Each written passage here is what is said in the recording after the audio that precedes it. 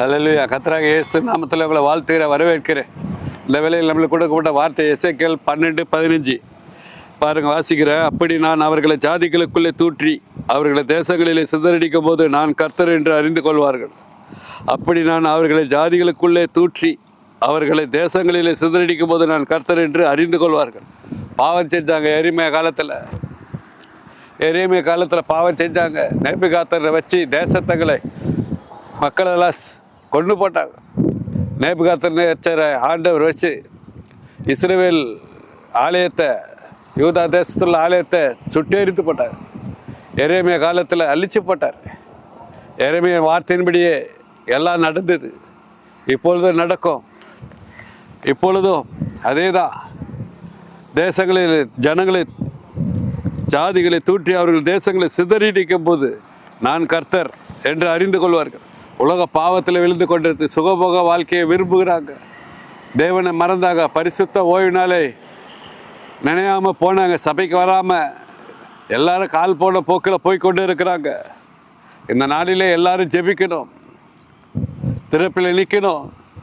வெளிப்படுத்தல் 5:8 அந்த புஸ்தகத்தை அவர் வாங்கின போது 4 ஜீவன்கள் 24 மூப்பர் தங்கள் தங்கள் சுரமண்டலங்களையும் பரிசுத்தவான்களின் ஜபங்களாகிய தூப வர்க்கத்தால் நிறைந்த பொற்கலசங்களை பிடித்து கொண்டு, இது முக்கியமானது பாருங்க, சுரமண்டலங்களையும் பரிசுத்தவான்களின் ஜபங்கள் ஆகிய தூப வர்க்கத்தால் நிறைந்த பொற்கலசங்களை பிடித்து கொண்டு நீங்கள் ஜபிக்கணும். இந்த நாளில் எல்லாரும் துதிக்கணும்ப்பா.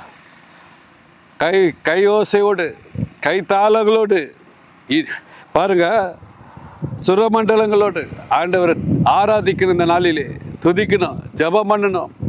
உங்கள் ஜபம் தூபவர்க்கம் பரலோகத்தில் பொற்பாத்திரத்தை நிரம்பணும். எப்படி கடல் நீராவி மேகமாகி பெரிய மலை நம்மளுக்கு வருதோ, இந்த நாளில் ஆசீர்வாதம் நம்மளுக்கு தேவை.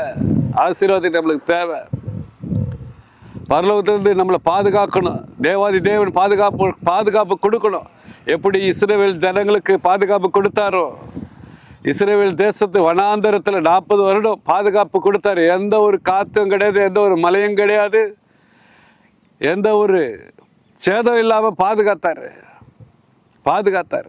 நம்மளை பாதுகாக்கப்படணும்னா இந்த நாளிலே நம்ம ஜெபிக்கணும். ஜப வீரராக எல்லாரும் எழுப்பணும். இதை கேட்டுக்கிற கிறிஸ்தவங்களே எழும்புங்க. ஞானாசனம் எடுத்து வேதத்தை எடுத்து ஞாயிற்றுக்கிழமை ஒரு நாள் சபைக்கு எட்டி பார்த்து மற்ற நாளை விட்டுடாதீங்க. அதிக ராக்கால ஜப வீரர்களை எழுமணும். நீங்களும் உங்கள் சந்ததிகளை பாதுகாக்கப்படணும். இந்த நாளில் எல்லாரும் திறப்பில் நிற்கணும், ஜபிக்கணும். உங்கள் தூபம் பரலோகத்தில் போகணும். உங்கள் ஜபம் கேட்கப்படணும். ஆபத்து காலத்தில் கத்தாதீங்க. அந்த நாளிலே அவர் ஜபம் கேட்க மாட்டார். வருமுன் காப்போம். இந்த நாளிலே எல்லாரும் முன்னாடி ஜபம் பண்ணாங்க. வரப்போகிற ஆபத்து காலத்துக்கு நீங்களும் உங்கள் பிள்ளைகளை தப்பித்து கொள்ளணும்னா எப்போதும் பரிசுத்தமாக நில்லுங்க. பரிசுத்த அலங்காரத்தை துதிங்க, சோத்தரிங்க, அவரை பாடுங்க, அவர் உயர்த்துங்க, அவர் நாமத்தை வகைப்படுத்துங்க. அவர் ஜபம் பரலோகத்தில் தூபமாக போகட்டும். இப்போது நம்ம ஜபிப்போம். எங்கள் அருமையான பரலோக பிதாவே, உங்கள் சமூகத்தை தாழ்த்துகிறோம், உண்மையை அண்டிக் கொள்கிறோம். பரிசுத்த அலங்காரத்தோடு துதிக்க, சோத்தரிக்க, போற்ற, உயர்த்த கிருபத்தாகிறங்க. நாங்கள் சிறுகடிக பெருக வெட்டுறாங்க. எங்களை சித்தி அக்கினி வதிலாக இருந்து பாதுகாத்து கொள்ளுகிறேங்க. வரப்போகிற காலத்தில், பொல்லாத காலத்தில், அழிவு நிறைந்த காலத்தில் ஒவ்வொருவரையும் பாதுகாத்துக்கொள்ளுங்க. கோயிலவரையும் பாதுகாத்துக்கொள்ளுங்க.